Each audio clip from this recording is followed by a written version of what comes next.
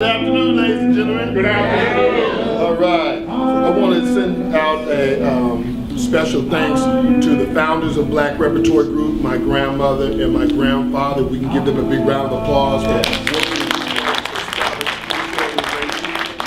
which now exists in its 48th year as the oldest Black folklore group of its kind in the nation. While many of you are familiar with Black Repertory Group that we put on 5 main stage plays, there are a lot of other things that this opportunity here existing for the community can provide. And one of them is to see such a distinguished actual panel. Let's give these folks a big round of applause. And we've been waiting long enough, so we're just going to make it short and sweet. Black Repertory Group is here for each and every one of you, and regardless of race, creed, and color, we exist in our 48th year as an opportunity for people to discover and rediscover America's rich Black cultural heritage. My name is Sean Vaughn Scott. I'm the 3rd generation of the founders of Black Repertory Group Theater. And we hope to see many, many, many more generations and individuals from your families come here and be able to benefit from this cultural treasure. As Ruby D and Ozzie Davis nicknamed my grandparents keepers of the culture, right now we all exist here at this facility at Black Repertory Group in the Burl L. Vaughn Theater as keepers of the culture.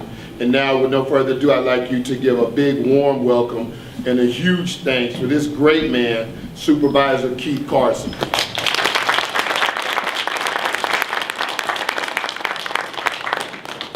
Thanks, Sean. I appreciate you giving us an opportunity to come here to the Black Repertory Theater. How many of you, this is the first time you've been here? Raise your hand.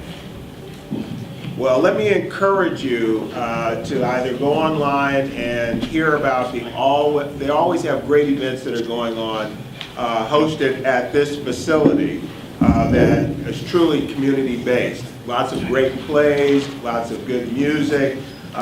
Some national, international names and celebrities have been here on this stage, and so I encourage you to go online and find out as much as you can about this facility. I also want to thank Dr. Mona Von Scott for also helping us to be here. If it wasn't for Sean, it wasn't for Dr. Mona Von Scott, we wouldn't be here today. So thank you very much. I want to do a number of other thank yous and then we'll get into today's program, because without a lot of outreach and help and support from a number of individuals and organizations, we wouldn't have been able to host today's Family Journeys, the migration patterns of African Americans to the Bay Area in particular today. And there's a wealth of information that you'll pick up from individuals who have not only the historical knowledge of the migration patterns here, but in some levels have been able to link from their own individual families the migration that has taken place to the Bay Area. I want to thank the Oakland Black Firefighters Association, the National Association for the Advancement of Colored People, and we all know it as the NAACP of the state of California, Ancestry.com, Socially Responsible Network. I also want to thank some community partners, African American Genealogical Society of Northern California, Family Life Center, Cultural Keepers from McClymonds High School, Berkeley High School, Black Studies Department, Beyond Emancipation, East Oakland Youth Development. I also want to thank some of our intergenerational support that we have today, because a lot of this is to be intergenerational. I'll talk a little bit about that in a moment. I want to thank Baba Hoskins. I want to thank Salih Muhammad. I also want to thank Dr. Siri Brown, Dean of the Ethnic Studies at Merritt College. I also want to thank Phil Hutchins, the Black Alliance for Just Immigration. There are some art pieces that are out in the foyer, and that's been presented to us from the Schomburg Center for Research in Black Culture in New York City. And if you're ever in New York, and especially in the Harlem area, I encourage you to go to the Schomburg Theater and also the Center for Research there. There's a lot of valuable and important information that you can pick up there as well. There are a couple of other people I want to say a special thank you to for being with us today. One is Charles Allensworth, and for those of you who know about the city of Allensworth, we have one of the relatives of the area that helped to establish that as one of the black cities here in California. And I want to say thanks to Charles Allensworth for being here. Would you raise your hand? Thank you so much for being here. We're really blessed in the Bay Area to have a lot of icons and people who are asked for around the country and around the world. And I want to say a special thanks to somebody who's always been a very ardent supporter of blacks here in the Bay Area, and that's Dr. Wade Noble. So I want to say thank you.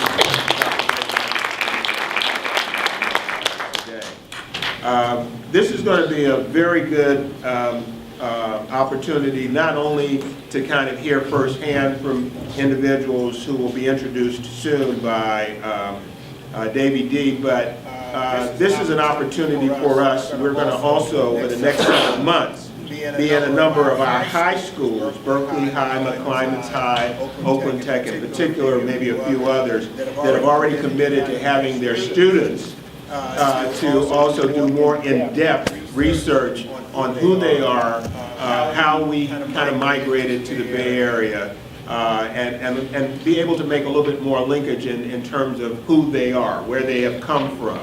And they're going to spend several months doing that, and then there's going to be an opportunity for them to report out their own personal journey, to go back and find out about their lineage, their family, their history, kind of how we got here. And hopefully we're hoping that they will take those experiences, which they will chronicle, chronicle those experiences by way of video, but also be able to take those experiences and share them with other young people, people who are their peers, to start to understand the importance of going back and doing some research and understanding who you are as a people. Helps you to kind of center yourself on where hopefully you are going as a people.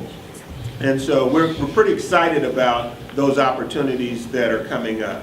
We know that about between the years of 1915 and 1970, that about 6 million African Americans migrated away from Mississippi, Alabama, kind of the South as we know it, to other parts of the country, and a lot of those individuals relocated and migrated here to California and the Bay Area. There were a lot of reasons why they were attracted here. Some of them we will hear with the speakers that we have that will present that information today. And I want to say thank you to all of our presenters and our speakers and our panelists this morning, and I know that Davey will do more appropriate introduction of you, but I want to say thank you not only for being with us today, but I know all of you have been making lifetime commitment to sharing, to educating, to stimulating individuals in our community to be all they can be, and to also find out who they are as a people. And so I want to say thank you so much for your ongoing contribution that you made to this community as well as to people in and around the country. A special thank you to the people who helped to really put this on today. I could never do what I do in our office without the staff people in our office. We have Hannah Green, who is over here to the left. Reginald James, and I don't know where Reginald is at the moment. He's walking around. Then we have Ermina Sanchez, who's out in the front in the foyer. Amy Sharego, who I'm not sure if she's here, I haven't seen her yet, but she will be here later on in our office. A lot of you know her. And Rodney Brooks, who is our Chief of Staff. And it's always the case whenever these things are happening, they always hide, and I never see them. They seem to be conspicuously absent when I try to recognize them. Oh, you got to push her out here.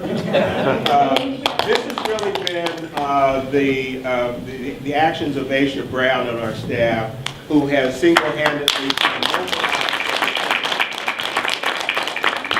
for those who were at Making Connections, that was another one of her products. And on a regular basis, she's contributing on a daily basis to the community. I want to say a public thank you to all of the people who I work with on staff for the work you do every day. Many of us know Davey D, who has been here in our community for quite some time. We know him a number of ways. Some of you know him from KPFA and Hard Knock Radio. Some of you may take his class over at San Francisco State in terms of his class that he teaches on a regular basis. He's an adjunct professor over there. Many of you might have read one of his books that he has been a co-author to. How to Get Stupid White Men Out of Office is one of those. Be a Father to Your Child is another, and he is a father at the moment to a beautiful young lady. Also, you may know of him because of the fact that he's a contributor on national, international forms of media. I have known Davey for at least 15, if not more, years, and I've always appreciated his counsel, his guidance, and especially around our outreach program to young people, because we're committed to being inclusive in terms of always including young people in our outreach program.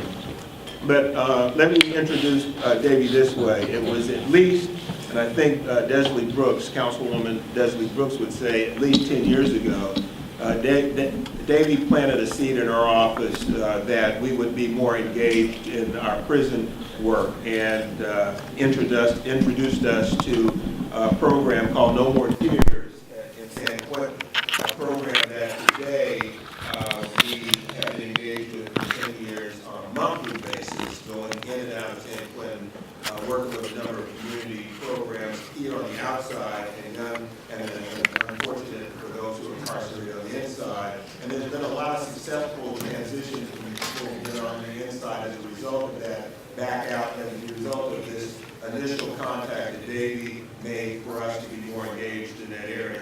I want to say, as I bring on the moderator for today's morning session, Davey D, thank you for all of the work that you do. A lot of times it's at personal expense. A lot of times it brings with it not only the accolades, but a lot of the criticism. But you've continuously been a person who made information a channel back into our community, and with that, we really are deeply, greatly offer gratitude to you for that. Davey D. First, I just want to acknowledge the fact that Keith Carson took a bit of time to thank everybody. And I think that's important because it shows that none of this happens unless we all come together.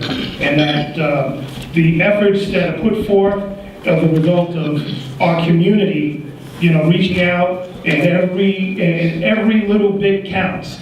From the person that picks up the phone and makes a phone call, to the presenters, to the people behind the scenes, and I think that's important.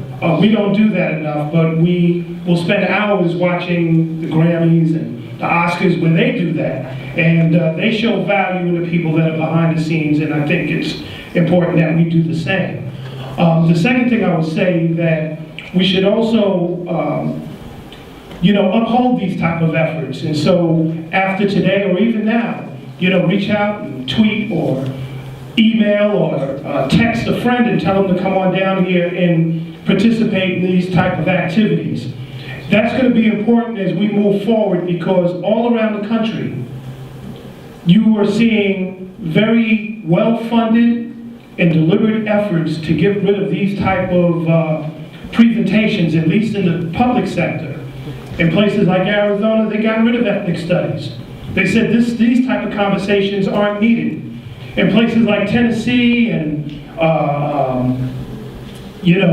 Kentucky and other states, they're saying these type of discussions are no longer needed. We don't need to talk about things like slavery like they're doing in Texas. Let's change the names. Let's get rid of the textbooks.